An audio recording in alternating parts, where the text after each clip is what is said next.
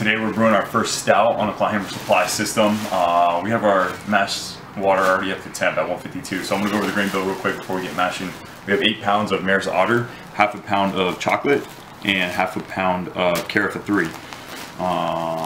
The hops that we're going to be using, let me grab it real quick. I've never used these hops before. Willamette, I don't know how to pronounce that, but Willamette, I've used it before. You've used those before? Yeah. 1 ounce of that, 16 minutes into the boil, so pretty much the end of our boil there. And then also at the end of our boil, we're going to add 1 pound of lactose, which is unfermentable sugar, which will make it kind of like a sweet stout. We're going to be using Stout 04 for our yeast, and yeah, let's get going.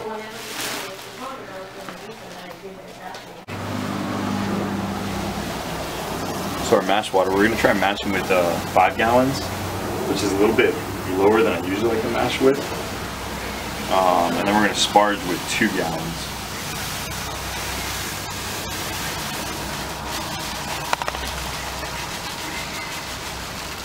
So this should be a pretty thick mash.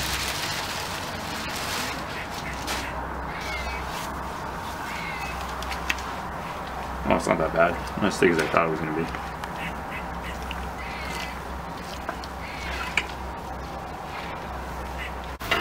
All right, so what we got going in here right now? All right, so we're doing our mash right now. We're actually towards the end of our mash.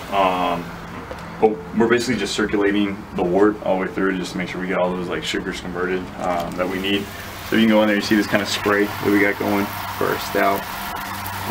Inside this basket on the inside is going to be what's keeping all of our grains in there. And these hoses go through a pump. Now all this is connected to this controller over here, which is connected to a 120 volt outlet. You just set your desired temperature. Right now we have it at 160 because we're actually mashing out, and this is what the current temperature's at. Now there's about like a 8 to 10 degree difference. I know it's using actual thermometer, so I always have to check that. But you can then individually control the heating element right there, or the pump. So right now I can turn the pump off, and you'll see we'll open this up. And we got no pump going, and then we can hit pump on and it'll start going again. So super convenient, way better than using the old bag and the brew in the bag system, but awesome. All right, so I've noticed you've got this looks like you got what, insulation film on the outside of the Claw Hammer Supply brewing system. I do, yeah. I'm glad you asked about that. I actually did that today. I've seen on the Claw Hammer channel before that they use this insulation to kind of help with boil temps. That 120 heating element kind of struggles to get to like boiling temps and just keeping mash temps consistent. So we're kind of testing out today to see if it works. I think I'm gonna do a test video in the future where I'm gonna run some temperatures with it and without it, just to see if that actually is beneficial or if it's just a waste of money and time doing that. So that's what we got going on today. First brew using that insulation. So we're double checking the temperature. As I said before, there's about like a 10 degree difference. So I have my thermometer sticking in there. We want to mash out at 170. So I have it set to 160.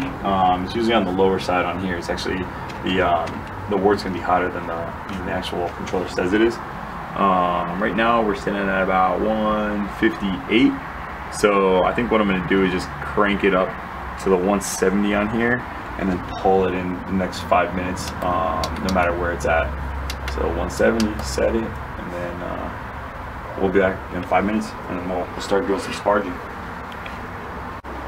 Okay, so where are we at now? So we just finished our mash right now, so we're going to sparge. We wanted to mash out at the 170, but with the temperature differential, kind of got to around maybe like 165-ish, which I'm happy with. That's cool. So the way we're going to do this now is this actually really cool. We have these little metal cleats here, and now this system comes with 3 of them. So you can throw them down kind of like in a triangular pattern around here. Luckily this grain bill's on the lower side because this can get pretty heavy. I'll get one more on the side. So now this allows all the water, or I'm sorry, all the, oh no, all the wort. I just lost one in there, so that's not good. But it'll allow all the wort to kind of settle out of the grain, and then while we sparge it, the rest will go on through back into the wort for a boil.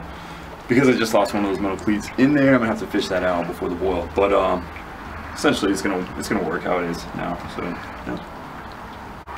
So our brew day turned into a fishing day. Let's see if we get this metal plate out here. Don't make it too big of a mess.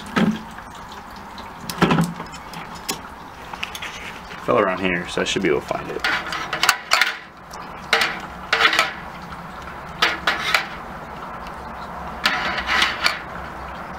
Luckily, we only mashed with 5 gallons today. If we had mashed with like 8 gallons like we usually do, it would have been a problem. So there we go. We get it right there.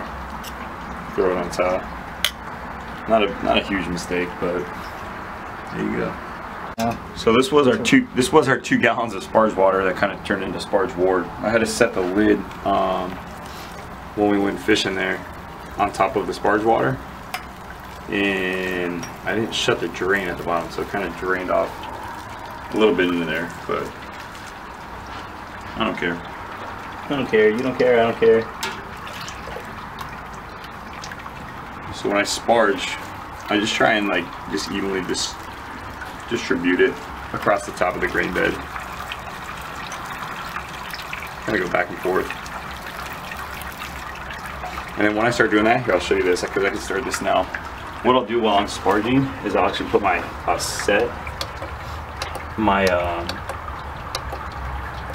my controller to 212 to start getting our temp to a boil temp. Or what you can do is you can hold this button and just go manual to 100 and set it.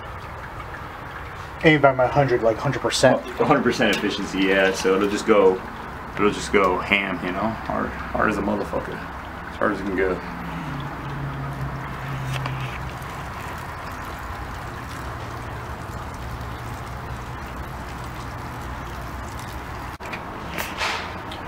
All right, so we got to a little bit of a rolling boil here. So 60-minute boil is going to start now. We're going to add our lactose, and then we're also going to add our hops, or Willamette, 1 ounce. So let me throw these in now. Usually I'll use the hop spider here, but because we're only using 1 ounce, I feel like the bazooka screen, the little cigar screen that goes to the pump, should pick up most of this. Hop does. So I'm not too concerned about that. So I'll add that.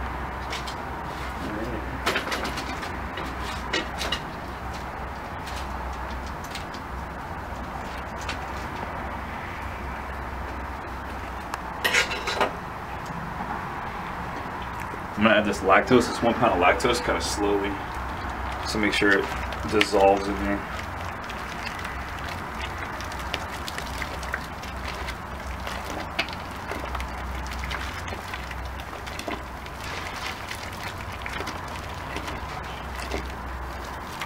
I gotta say, that smells really good. That's good.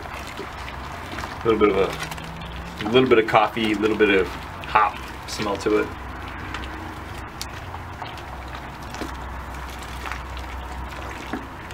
Super easy brew day, huh? Compared to what we're usually brewing. This brew day's been simple. Easy grain bill, hop addition, 1 single hop addition. A little bit of sugar. Been like a set it and forget it kind of day.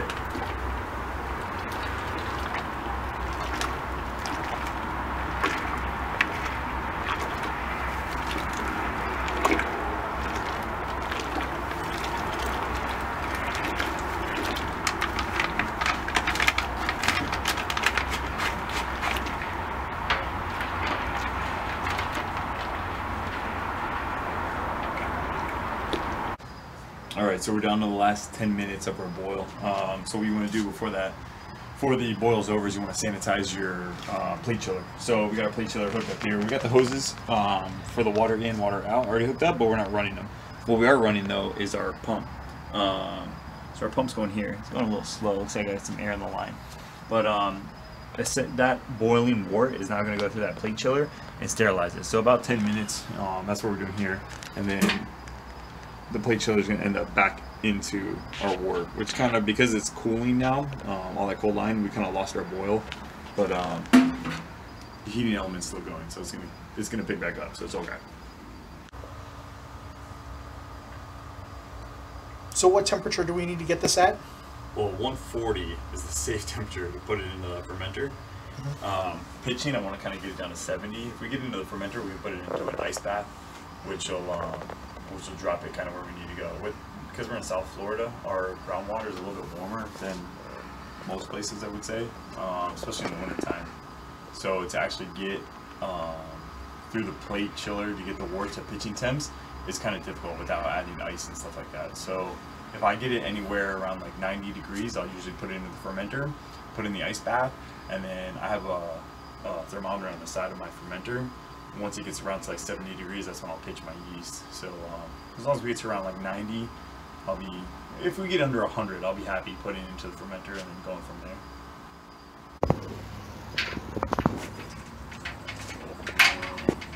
Get it back on.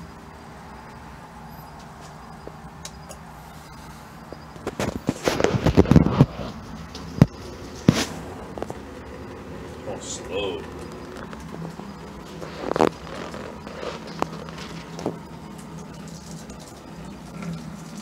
Filming? Yeah. Something's wrong. I think something's got to be wrong with our pump, whether it's the cigar string getting clogged up or what, but our output here, after going through the pump and the plate chiller, is like trickling out way slower than it normally is when we brew. So, yeah, I don't know. I don't know what the deal is with that. I don't know if this grain bill was more powdery, maybe? I don't know. It's weird. So it's going to take a little bit longer to fill our fermenter.